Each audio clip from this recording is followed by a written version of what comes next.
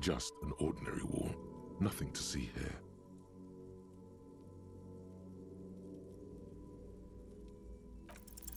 Because this is no ordinary wall, it is sublime.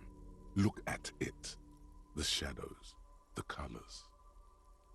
All the other walls on all the other houses must make a pilgrimage in adoration of this, the uncontested pinnacle of wallcraft. O Wallfather.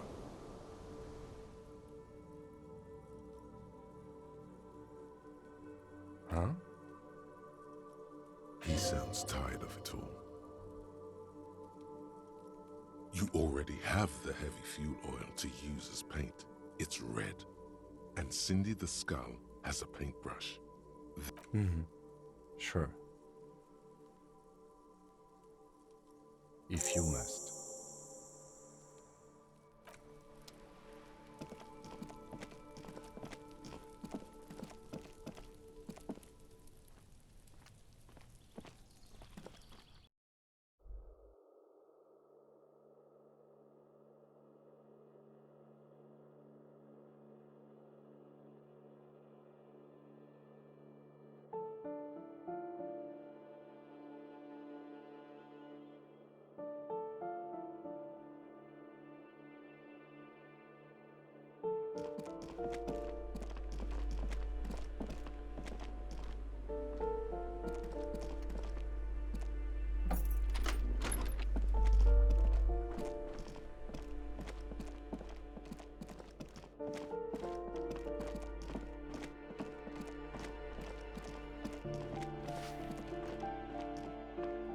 Give me a moment.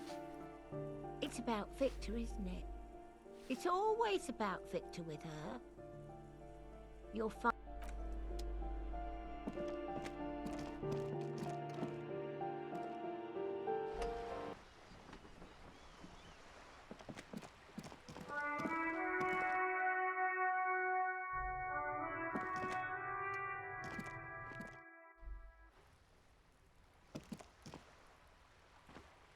Hello again, officers. Have you come to admire my mural? I don't believe it. I've never known those boys to have manners.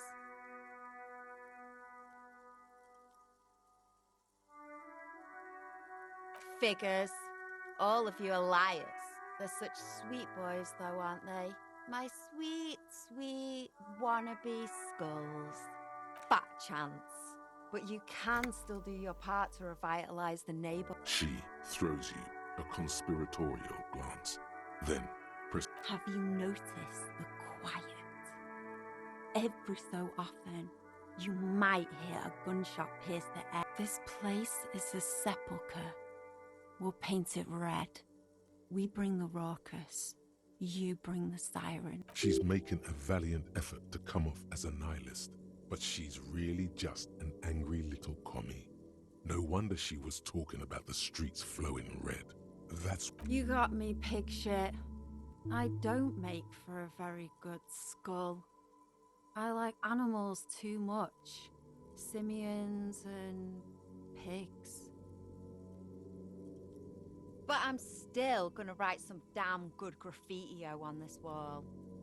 Her voice sounds different when she speaks this candidly. Older somehow. What do I care about some fucking tin eggshells?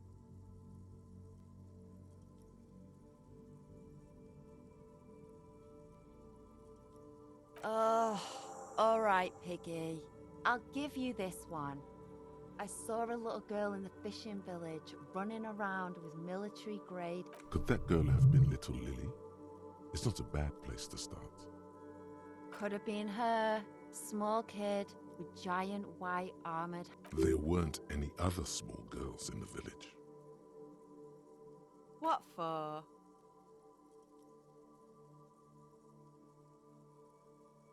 Well, if it's for art, but what kind of art are we talking about?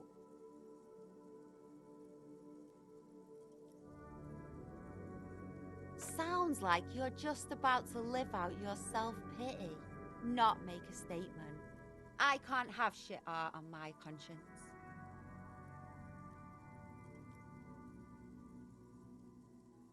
Yeah, not gonna hold my breath, Piggy. You look like you'd suck. Everything really.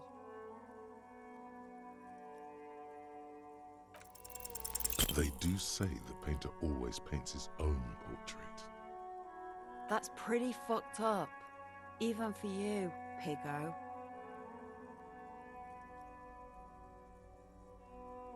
I think everyone would rather you didn't. You're a real sad sack. You know that? Go ahead then. Art it up. Just try not to hurt yourself.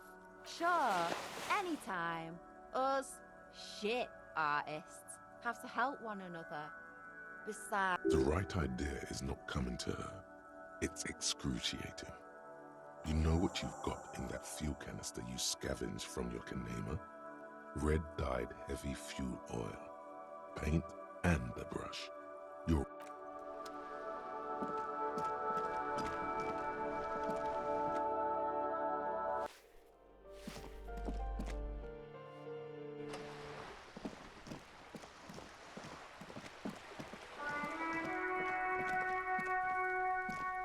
The paintbrush in your hand is like a loaded revolver.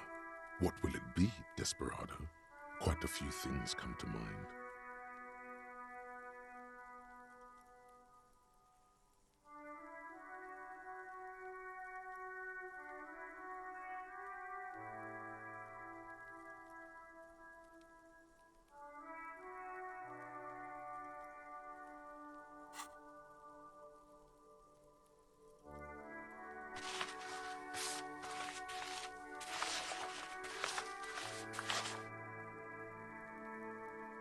The lieutenant looks at the wall in dismay. But we are the police.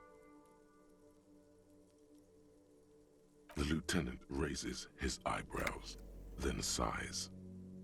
The wall towers over you with its indelible message.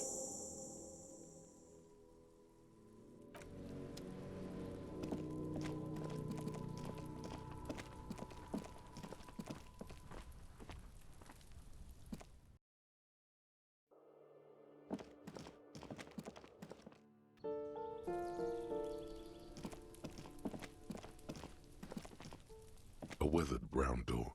The number reads 20. Something smells good. Soup à l'oignon. The lieutenant motions to you to go ahead and knock. You're right. Let's talk this through. You hear light footsteps passing by the door and some folk music playing on the radio. We have our first preliminary identification. In all likelihood, the deceased is the husband of Billy Méjean. We need to confirm this, as well as deliver the death. Now, delivering a death notification is never an easy task. There's a reason why it's often called the most stressful part of our job. This is why it's usually done in pairs. You got this. I'll be monitoring reactions, ready to act if dead. Just don't say that you know how they feel. You don't. Yes, it's hard. But there is no easy way to handle this information. It just has to happen, as soon as possible. The lieutenant motions towards the door. Hello? Who is it? And someone turns down the radio. He gives you a short, encouraging nod. The police. A moment, please give us a moment. Tidying up, nervously. Come in, the door is open.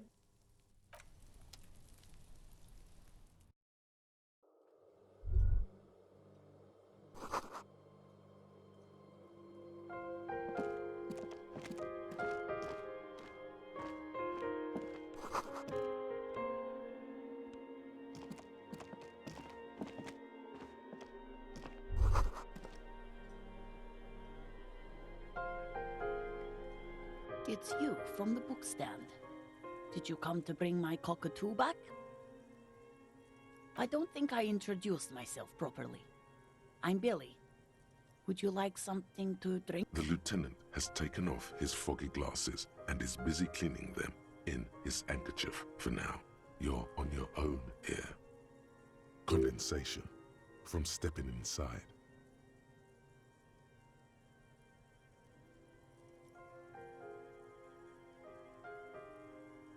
Is this about Victor, my husband? Is he in some kind of trouble again? I can come pick him up in the station if that's what. Keep it together. You don't want your body language to tell her the news. Sorry, I'm rambling.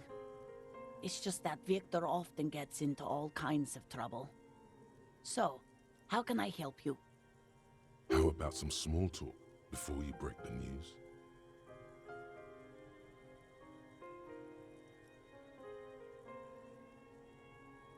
How have I been?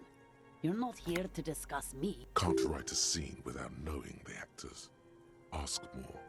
Get comfortable around her. It's me, Victor, and the kids here. We have 2 daughters, Jenny and Jolie. Jolie is 16 and Jenny is turning 18 next month. The girls are staying at their friend's place tonight. And Victor is out. She swallows visibly. He has a problem with drinking, and so he disappears every now and then. He's probably in the parks drinking with his friends. I sent him to the library a few days ago, but I guess something came up. No, I guess I'll find out when he decides to come back home. It shouldn't be long from now. He's never gone for more than a few days. Oh, it's in Jamrock. The one at Mayro Street. I don't know the official name. Central Jamrock Public Library? I think, yes, if that's the one on Mayro. It is. Just to return a book of mine? Why? Why all those questions, Detective? Yes.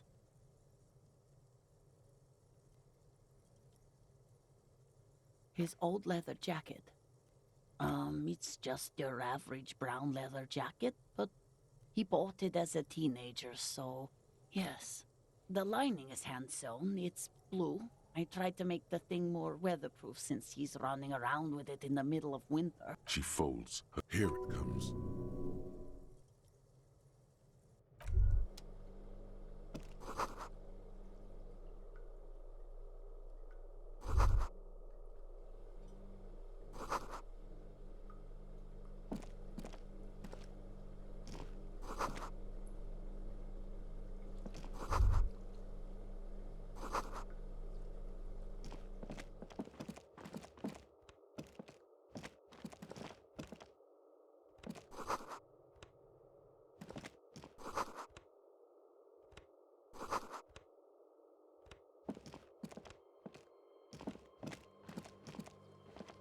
She looks up, too anxious to say anything.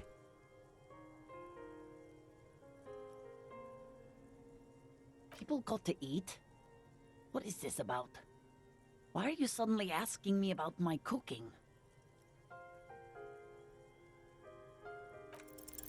I don't want to. There has been enough pain. I don't want to do this.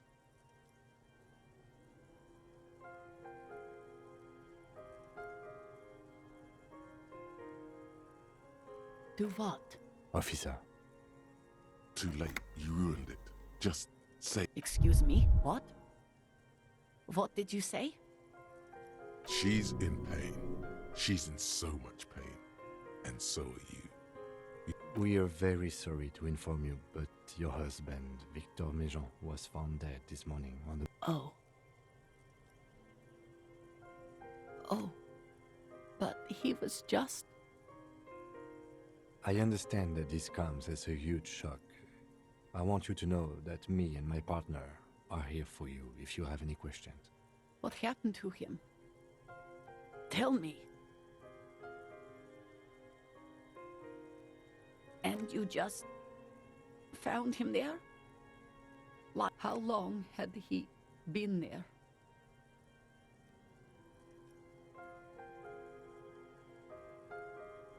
She doesn't reply. Her eyes well up. with you hear the clock ticking in the children's room. Is there anyone we could call for you? A friend, a family member, someone who... No. I just need to tell my girls. It burns like acid. God, should I call them? Should I tell them to come home? All right, I'll call them. Just tell me, what do I need to do next? Where is he? Can I see him?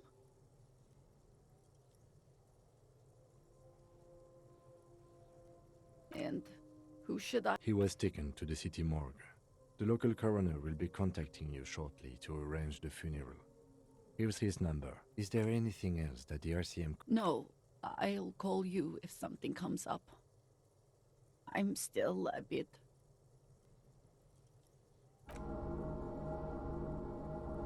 a brain condition. Yes, you're a total fucking horror show.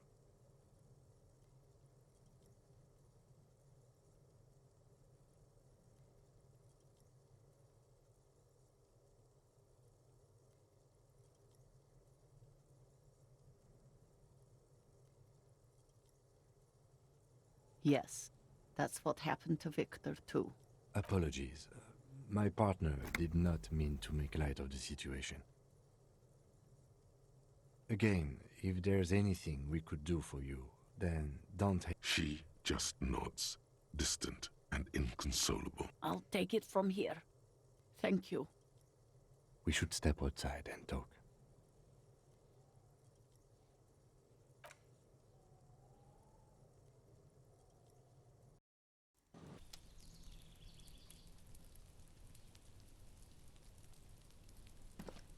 So, the death notification. Well? No, it didn't. It's all right. Don't worry about it. I'll call the station when we're finished with the day and let them know the name of the deceased. There's not much we can do for them anymore, I'm afraid. That's it. We should get back to our case. There's nothing... And, officer, I've seen worse. This wasn't the worst I've seen, okay? You should return to the boardwalk now that the body has been taken away. There's something you need to... A little something that your visual cortex has put together. Oh no, it's one of those show, don't... You can just stop by whenever you're close. It's...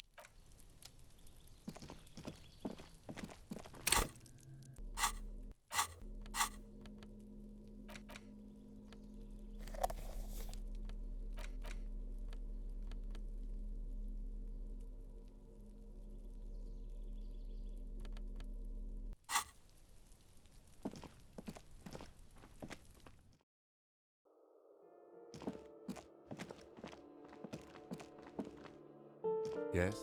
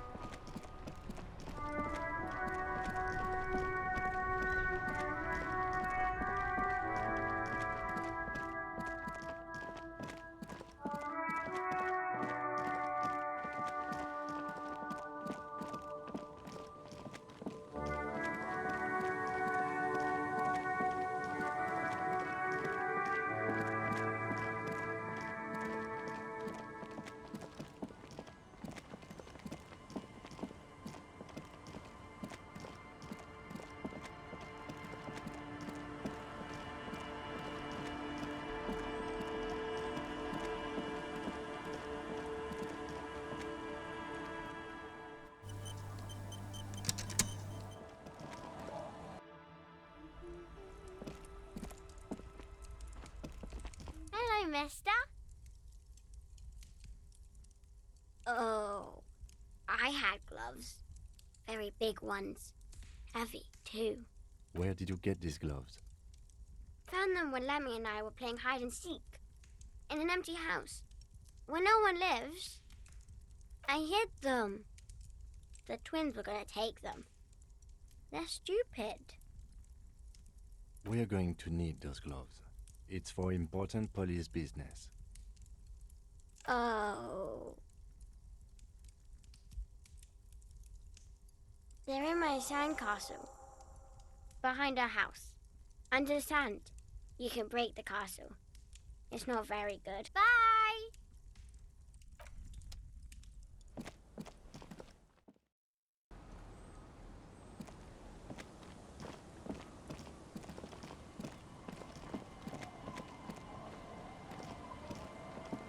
Weather has not been kind to Lily's little sandcastle. The once mighty towers are quickly eroding away. You can see something shining back. The little castle? The reigning lord must have come upon some really tough times to let it sleep in such decrepitude. The walls and floors give way to the giant's greed, collapse and present you with a pair of ceramic. Congratulations. That's the gauntlets down then. We're doing good.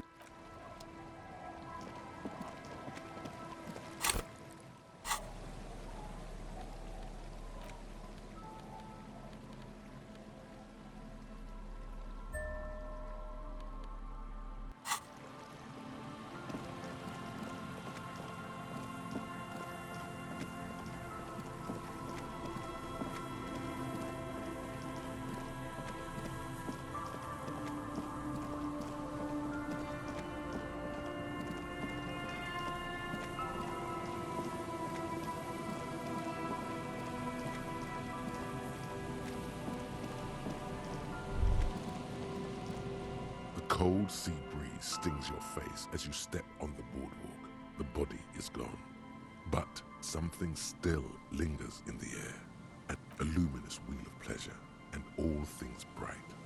Its wooden frame creaking in the wind. 12 red cabins form a circle that stretches from the engine below to the flocks of seagulls up in the sky. What are you looking at? This must be the pleasure wheel that Trent Heidelstein told you about.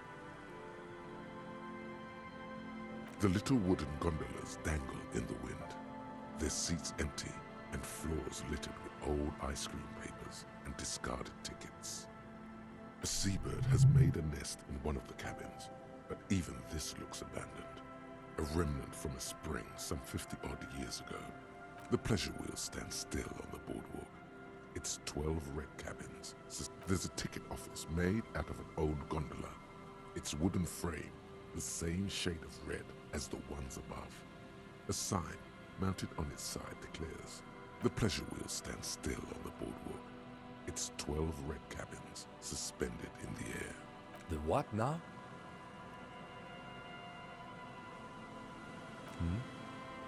What is going on with you, detective? Nothing's going on with you.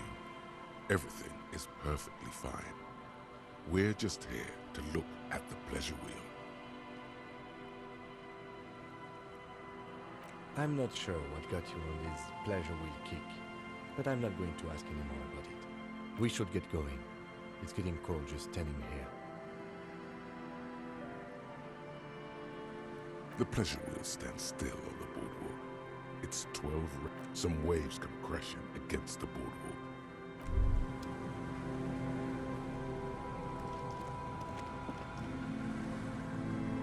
There's some tear, an empty cigarette. A man lies on the boardwalk.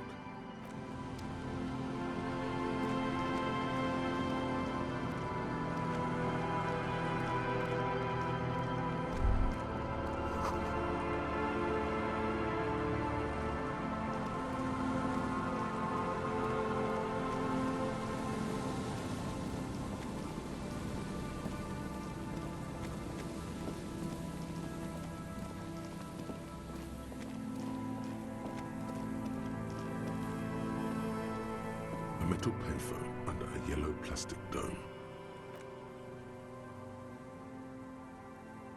You hear the tone. The machine is inoperable. Calling.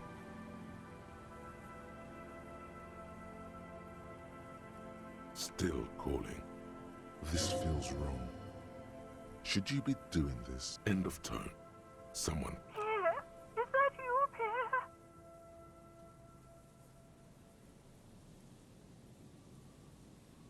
So nice of you to find the time to call me. It gets so lonely. Even the animals have died. Are you sure you're Pierre? Your voice, it's different. Her voice is drowned in white noise. Sounds like waves. You get a sinking feeling. It makes you look if Lieutenant Kitsuragi overheard you. To your relief, he did not. Calling. Still calling. Someone with a masculine... Hello, Gerard speaking. Hello, Gerard. Technically speaking, you're electricity.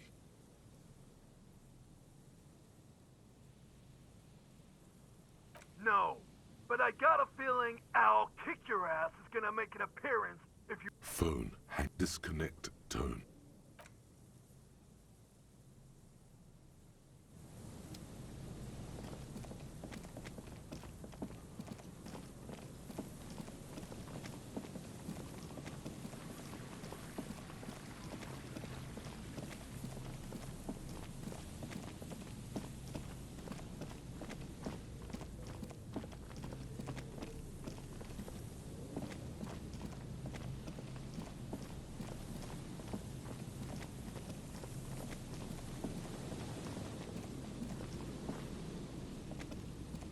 You see a once bright mural towering above you.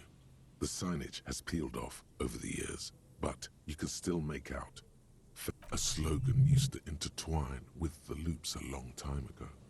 Now, only a shadow of peeled letters remains. It says, "Tomorrow is just..." Looks like tomorrow never came.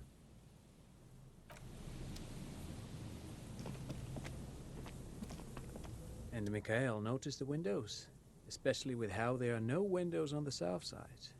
This was to deal with. You officers, come to investigate the historic subtext of West Martinez? I'm Tran Heilostam. You must be Kim Kitsuragi, right? I was just telling my son about this building. Not a lot of people realized. Nice to meet you.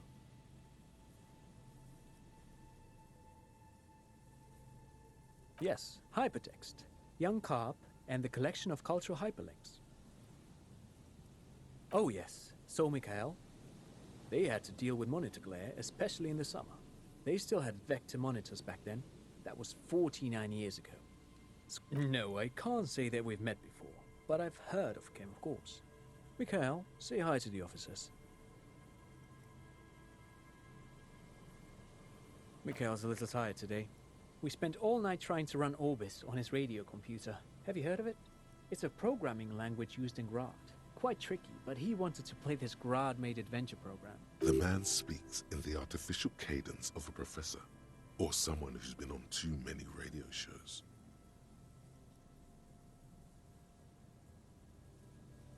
But I assume you're not here for giant worms when there are so many real things to see. Just as I was telling Mikhail before, this is where the Coalition landed in '08. We could be standing on what is the most interesting landmark in Revachol West. Wow, get a load of this guy. He really enjoys his trivia. The Orbis programming language was named after its inventor, Victor Orbis, a cybernetician from Grad. They... Aha! But it's not just any empty old building. What not a lot of people know is, this used to be the R&D department of Felt Electrical. And Felt, which now sells ink cartridges mostly, was once a top dog in the turn-of-the-century cybernetics boom. Hold on. What's R&D? Apologies, it's an acronym for research and development. They don't use it anymore.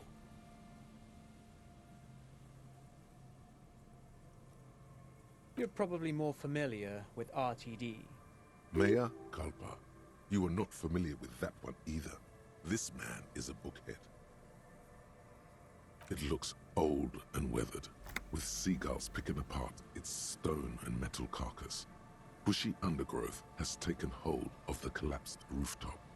Some kind of bird has set up a nest on a broken windowsill. That's not surprising. Only a vestigial ink cartridge and ferrotape manufacturer remains. They started out as a midway electronics outfit in Königstein 2 centuries ago. After an aggressive move to Revachol, Feld became a global player in the emerging personal electronics market of the pre-revolutionary era. Still, Tricentennial was beating them in business machines. But Feld had an ace up their sleeve. Or should I say, they were developing an ace up their sleeve? I'm mixing my metaphors here.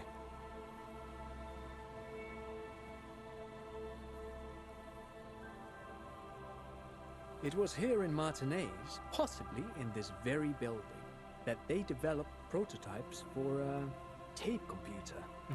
An elegant folding mechanism of rollers and ferrotape ribbons, portable enough to be a take-it-home solution, revolutionizing business machines, possibly even bringing them to the average consumer.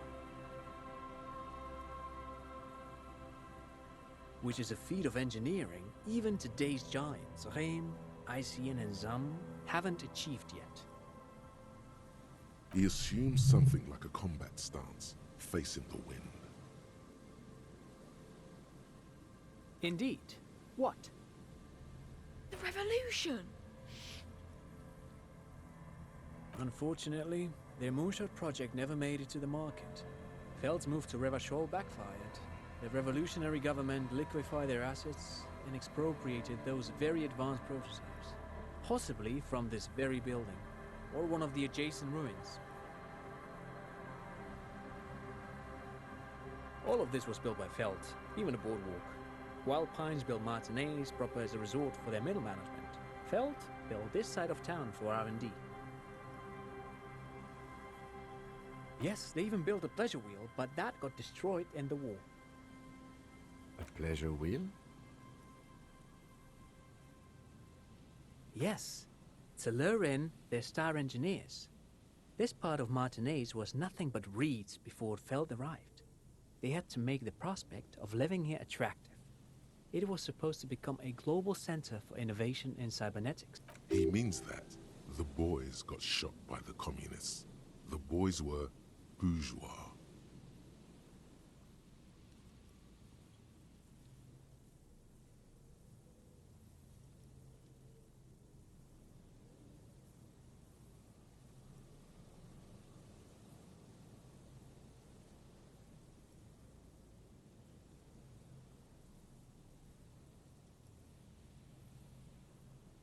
Tape computers.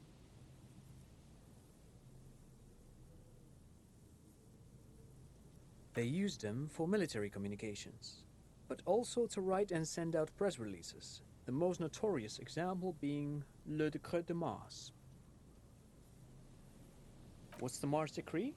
I mean the radio transmission sent out to news agencies and world governments by the newly created commune of Revachol on the 7th of March in the year 02.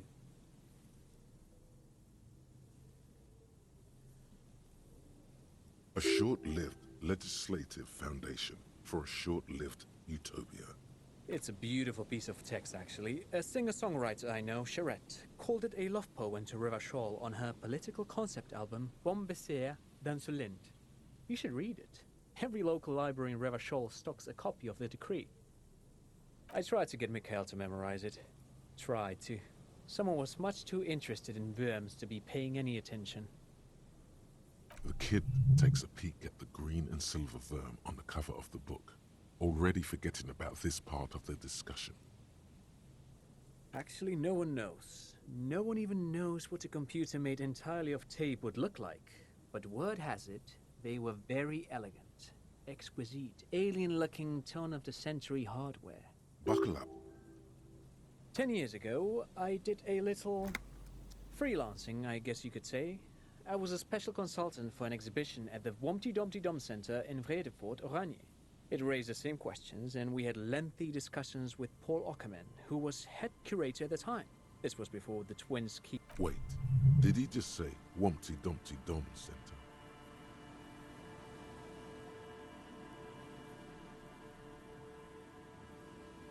He did it. He said, Wumpty Dumpty Dom Center. Like, what the hell is a Wumpty Dumpty Dom Center?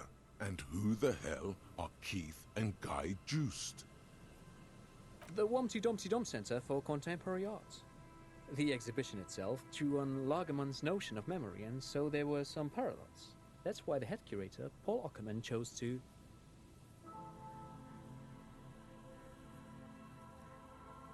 Actually, I think there is. No, it's too much. He's joking. In fact, I'm not. The Wumpty Dumpty Dum Center is a place you can visit if you're ever in Vredefort and are ever in the market for an exhibition space / contemporary art research center. But perhaps I should return to the tape computers. As I was saying, the device itself was very elegant, fragile even. One could write directly on the tape using a special chemical solution. Made of black film and folding tape structures. Very, very cool. Though I understand the socio-economic causes of the revolution, it pains me to imagine the revolutionaries setting fire to this precious device. But so they did. The felt playback experiment vanished into the fires of '07. Yes, the official name of the prototype. Some sources report it as the felt playback experience, but those are incorrect. Who knows? Maybe it was an accident, or maybe they didn't want the technology to end up in the wrong hands. Either way, they're all gone now. All 3 versions of the prototype. Nothing but debris and ashes remain inside that building. But of course, what else? I do have some money, yes, but that's not what's really important here. No, I mean, come on. You need the money.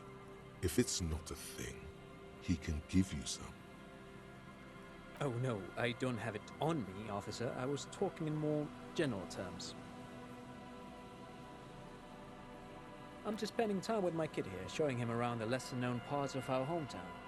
It wouldn't be wise to carry... Not that he would have to worry about being robbed. He looks surprisingly buff. Does he work out? I do some Lomantang stick fighting now and then. Lo Mantang stick fighting is a form of martial arts originating from the island of Lo Mantang. It uses slender wooden sticks for confronting the opponent. Actually, a great many cultures have their own version of stick fighting, such as the sacred Mabolo tradition of the Harley, a name deriving from the butterfruit tree traditionally used for crafting the long, slender sticks, whereas the sticks used in other cultures... You doze off as he paints you a comprehensive picture of the history of stick fighting among mankind. Seasoning it, man, he's good at speaking. People must love him. But anyway, I'm boring you with details again. You were saying? Then I guess everything got said, right? Sure, what's on your mind? But of course, what else? No, thanks to you for having me and little Mikhail here. Pick your brain. If anything, this was wrong.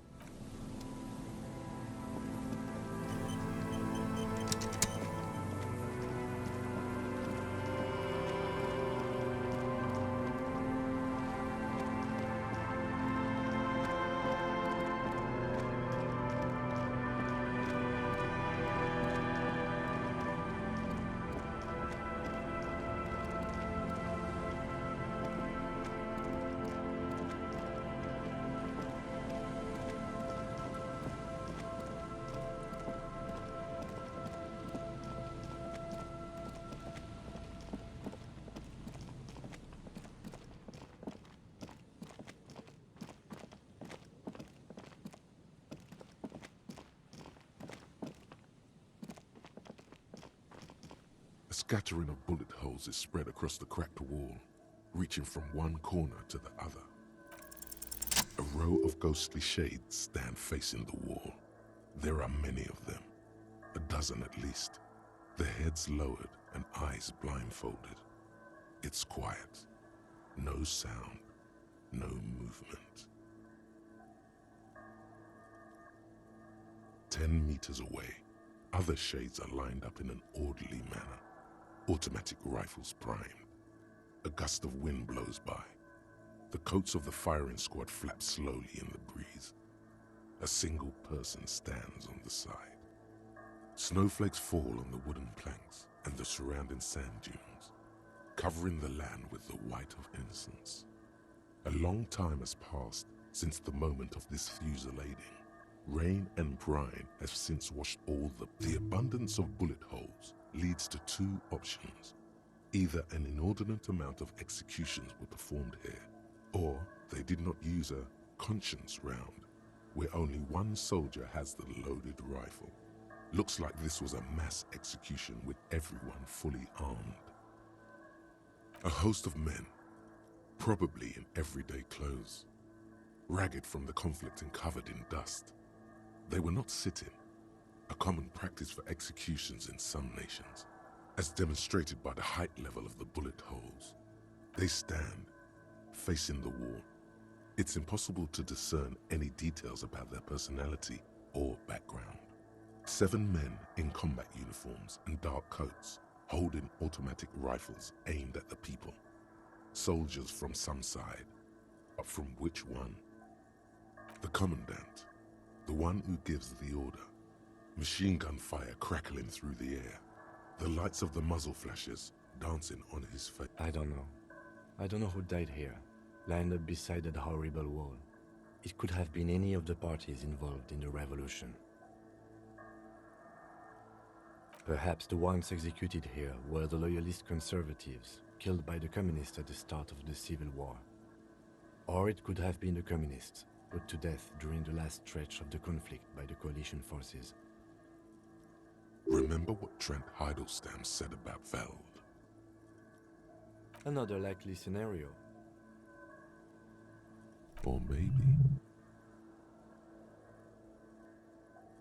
Yeah, it's very unlikely the coalition forces were the ones who died here. They were always the last ones against the wall. To be honest, if a coalition member was anyone in this situation, it was a commandant, the superior giving the orders. A cold sea wind blows away the figures.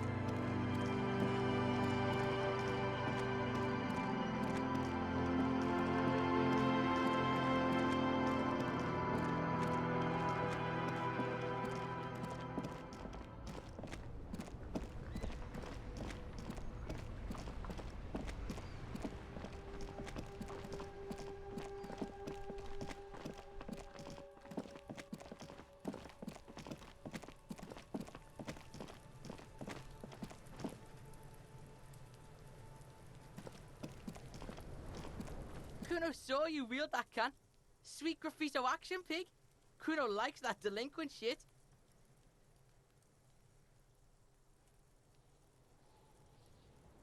Kuno's part is, you're just shit at life. Now what's your case with Kuno?